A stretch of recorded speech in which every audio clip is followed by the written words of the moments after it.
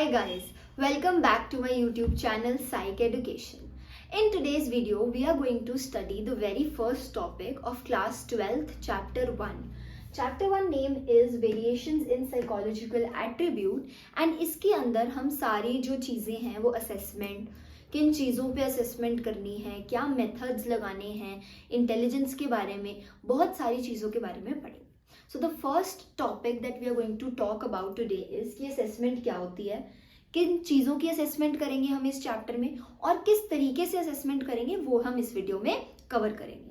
So let's understand assessment क्या होती है. अब फॉर एग्जाम्पल आप बस पढ़ते रहो और आपका टेस्ट कोई नहीं ले रहा, ना स्कूल ले रहा है, ना ट्यूशन्स ले रही हैं, ना घर पे मम्मा पापा कोई टेस्ट ले रहे हैं. सो क्या आपकी वो अच्छे से तैयारी हो पाएगी जो एक्चुअली में होनी चाहिए? नहीं. So there is always an assessment at the end of the chapter or maybe in the middle of the chapter, चाहे स्कूल ले, चाहे ट्यूशन्स ले, चाहे कोई भी आपका टेस्ट ले, ताकि हम ये जान पाए कि आपने कितनी तैयारी करी है, आपने कितने अच्छे से पढ़ाई करी है. सो असेसमेंट इज इस चैप्टर के अंदर जो हम असेसमेंट पढ़ने वाले हैं, it's the very first step. किस चीज़ का फर्स्ट स्टेप? ये जानने के लिए कि जो साइकोलॉजिकल एट्रीब्यूट्स के बारे में अभी हम पढ़ेंगे वो एक इंसान में कितने हैं, कैसे हैं. फॉर एग्जाम्पल अब मुझे जैसे इंटेलिजेंस पढ़नी है किसी की, तो मैं उसका टेस्ट ही लूंगी ना. एक इंटेलिजेंस टेस्ट आता है, वो बच्चे से कराऊंगी और उसकी इंटेलिजेंस के बारे में जान लूंगी. So there is always an assessment to understand a person कि उसमें इंटेलिजेंस कितनी है, एप्टीट्यूड कितना है, इंटरेस्ट कितना है, वो सारी चीज़ों के बारे में हमें जानना है, तो हमें असेसमेंट करनी जरूरी है. फॉर एग्जाम्पल पहले एग्जाम्पल समझ लेते हैं, फिर टाइप्स पे जाएंगे. हम हरीश की बात करते हैं. हरीश जो इंसान है ना, वो तो हमें पता चल गया कि बहुत ज्यादा डोमिनेंट है. डोमिनेंट का क्या मतलब होता है? जो अपनी चलाता है, मैं ये करूंगा, तुम सब मेरी सुनो, है ना. तो वो डोमिनेंट इंसान है. बट मुझे ये जानना है कि उसका डिग्री कितना है डोमिनेंस का, मुझे उसकी डिग्री जाननी है. अब मैं डिग्री दो तरीके से जान सकती हूँ, या तो मैं फॉर्मल असेसमेंट करूँ या तो मैं इनफॉर्मल असेसमेंट करूँ. अब फॉर्मल और इनफॉर्मल जो बेसिक वर्ड है उसके बारे में आप लोग बहुत अच्छे से अवेयर होंगे कि फॉर्मल और इनफॉर्मल होता क्या है. फॉर्मल एक स्टैंडर्डाइज्ड प्रोसीजर के साथ, प्रॉपर वे के साथ आप उस चीज को कंडक्ट करते हो, कोई चेंजेस नहीं करते अपने तरीके से, क्योंकि वो ऑलरेडी रूल्स एंड रेगुलेशंस के साथ प्रोसीजरल मैनर में स्टैंडर्डाइज्ड वे में होगा, right. But informal case to case vary करता है.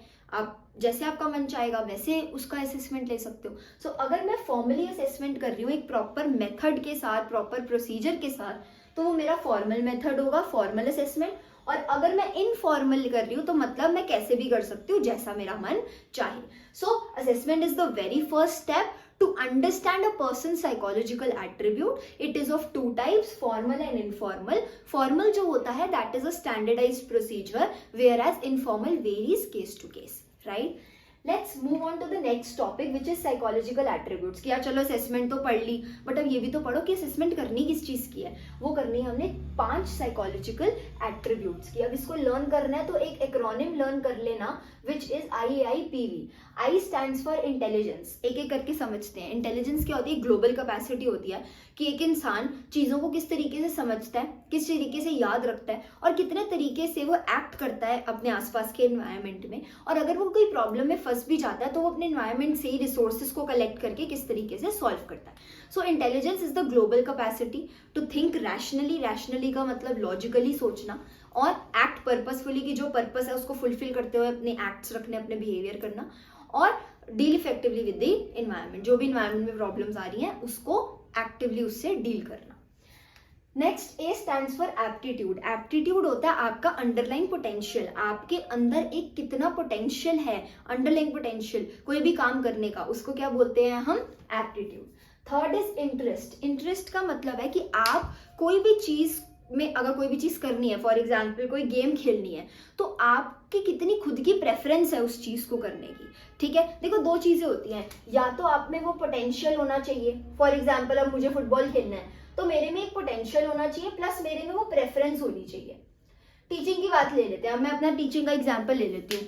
मेरे में अगर पोटेंशियल है तभी मैं यहाँ पे वीडियो बना पा रही हूँ, है ना. और दूसरी चीज, अगर मैं वो चीज प्रेफर करती हूँ तभी मैं इतना टाइम इन्वेस्ट कर रही हूँ कि out of all my classes मैं अलग से टाइम निकाल के आप लोगों के लिए वीडियो बना रही हूँ. तो अगर दोनों चीजें हैं तो दोनों चीजें मुझे कहीं ना कहीं एडवांटेज देगी, राइट. अगर मेरा पोटेंशियल है लेकिन मेरा इंटरेस्ट नहीं है, प्रेफरेंस नहीं है, तो भी काम अच्छे से नहीं होगा, इंटरेस्ट है लेकिन मेरे में पोटेंशियल ही नहीं है तो भी काम अच्छे से नहीं होगा. So both of these are some special abilities, दोनों ही स्पेशल एबिलिटीज हैं जिनके बारे में इन डेप्थ आगे और पढ़ेंगे.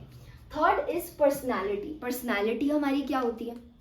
जो स्टेबल पैटर्न है हमारा बिहेवियर का, हमारे कैरेक्टरिस्टिक्स जो हमें फॉर्म करते हैं, वो हमारी पर्सनैलिटी कहलाती है. And last is values, underline beliefs, underline morals, जो आपको बचपन से लेके अभी तक सिखाया गया है, बेटा ये सही है, बेटा ये नहीं सही है, ऐसे करना है, ऐसे नहीं करना. जो भी वैल्यूज आपने इनकलकेट करी है over the period of time, जितना भी अभी जो भी आपकी अभी एज है तब बचपन से लेके अभी तक, वो सारी आपकी वैल्यूज के अंदर आती हैं. So we have talked about assessment. क्या होता है असेसमेंट? दो तरह का होता है, फॉर्मल इनफॉर्मल. और हरीश वाला एग्जाम्पल पढ़ा है जो आपके एनसीईआरटी में ऑलरेडी प्रेजेंट है और ये इंपॉर्टेंट भी है. ठीक है, फिर हमने पढ़ा साइकोलॉजिकल एट्रीब्यूट्स. अगेन ये भी एक इंपॉर्टेंट टॉपिक है और इसमें हमने पढ़ा कि इसको अगर लर्न करना है तो आप एक एक्रोनिम लर्न कर सकते हो which is IAIPV. I stands for intelligence, A stands for aptitude, then next I stands for interest, P stands for personality, V stands for values. I hope all of these things are clear to you. Let's move on to the next topic.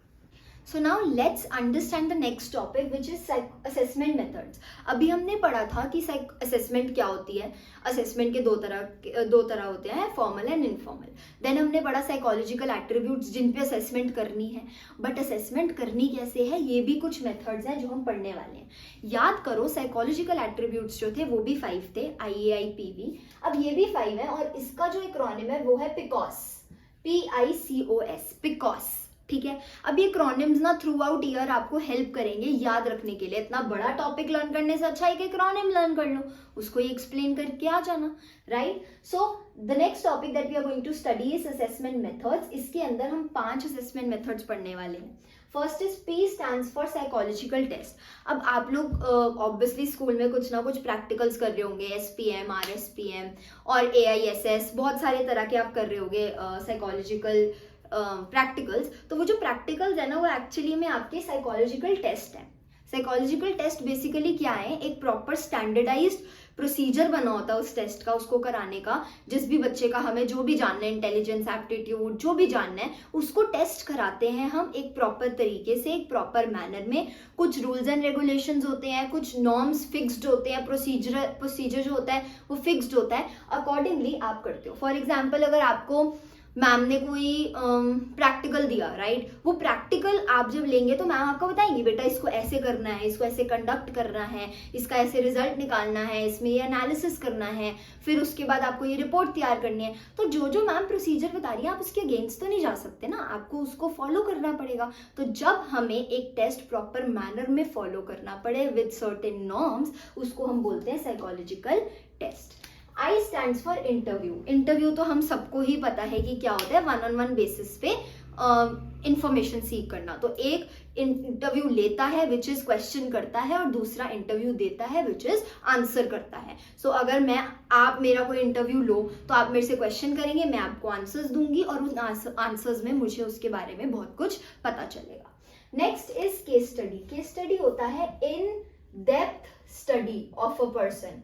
अब in depth का क्या मतलब है, यही depth क्या मतलब, जो भी इंसान को फॉर एग्जांपल एंजाइटी है, डिप्रेशन है या कोई भी डिसऑर्डर है, ADHD है ना, तो हम उसके पूरी हिस्ट्री पढ़ेंगे.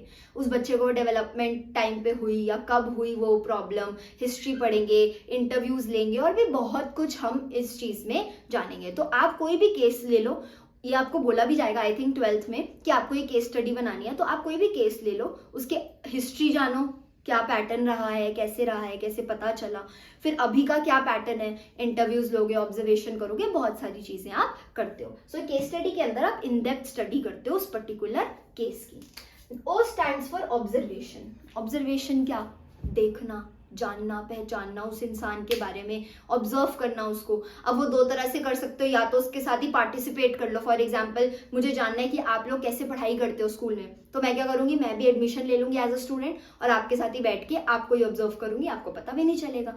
दूसरा तरीका ऑब्जर्व करने का ये है नॉन पार्टिसिपेंट, दूर से बैठ के देख रही हूँ. बट इसका एक डिसएडवांटेज होता है. क्या डिसएडवांटेज है कि अगर आपको पता चल गया सामने वो मैम बैठी है, वो मुझे ऑब्जर्व कर रही हैं, तो आप कहीं ना कहीं अपना बिहेवियर जो है वो मैन्युपुलेट कर सकते हो. सो हमें फिर एक्यूरेट बिहेवियर तो नहीं पता चलेगा, तो वो कहीं ना कहीं हमें दिक्कत देगा चीज. ठीक है। Last is self report measure. Self report का मतलब है सेल्फ रिपोर्ट, खुद की रिपोर्ट देना। जब आप अपने बारे में ही फैक्चुअल इंफॉर्मेशन देते हैं। अब कैसे हो सकता है कोई हम अभी इसमें चैप्टर 2 में पढ़ेंगे टेस्ट के बारे में, और उन टेस्ट में आप ये पढ़ोगे कि आपको क्वेश्चंस दे रखे हैं, आपको खुद को ही अपने बारे में बताना है। फॉर एग्जाम्पल एक लाइन दे रखी है, I am an honest person, yes और नो। अब वो आप ही आंसर दोगे। तो आप जब अपने बारे में ही खुद ही रिपोर्ट देते हो, अपने बारे में खुद ही आंसर्स करते हो, उसको सेल्फ रिपोर्ट मेजर बोला जाता है। So these are the 5 assessment methods, psychological test, interview, case study, observation, self report measure. ये इंपॉर्टेंट है। तो पूरी वीडियो में हमने असेसमेंट मेथड जो है, असेसमेंट जो पूरा टॉपिक है बड़ा सा, उसको कवर करा है कि असेसमेंट क्या होती है, कितने तरह की होती है, 2 तरह की होती है, फॉर्मल, इनफॉर्मल। फिर हमने पढ़ा साइकोलॉजिकल एट्रीब्यूट्स कितने हैं, 5 होते हैं, IIPV, intelligence, aptitude, interest, personality, values. उनको असेस करते हैं। किस तरीके से असेस करते हैं वो मैंने अभी आपको बता दिया।